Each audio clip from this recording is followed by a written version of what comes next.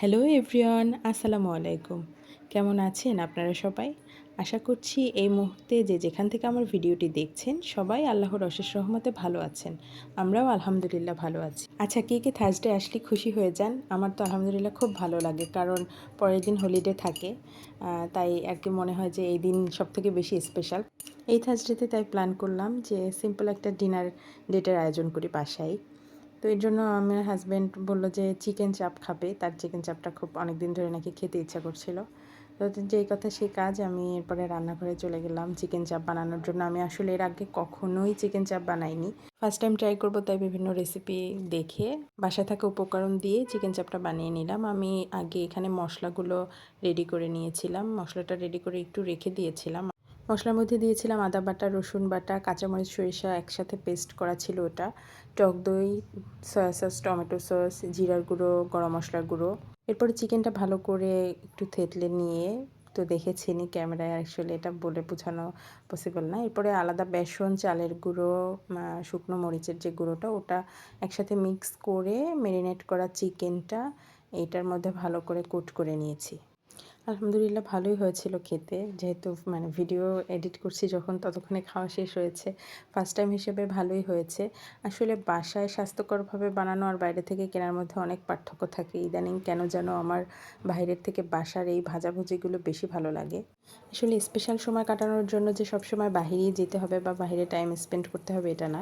ঘরেও আপনি chicken fry করতে হবে বা চিকেন চাপ করতে হবে এটাও না। আপনার সিম্পল কোনো উপায় হোক, সেটা 1 কাপ কফি, 2টা কুকিজ হতে পারে, খুব সুন্দর করে সার্ভ করে সেটা দিয়েও কিন্তু আপনার প্রিয়জনকে খুশি করতে পারেন।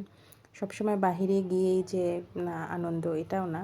ঘরেও আমরা মাঝে মাঝে যদি এরকম সিম্পল কিছু স্পেশাল আয়োজন করি, তাহলে নিজেদের মন মানসিকতাও কিন্তু ভালো থাকে।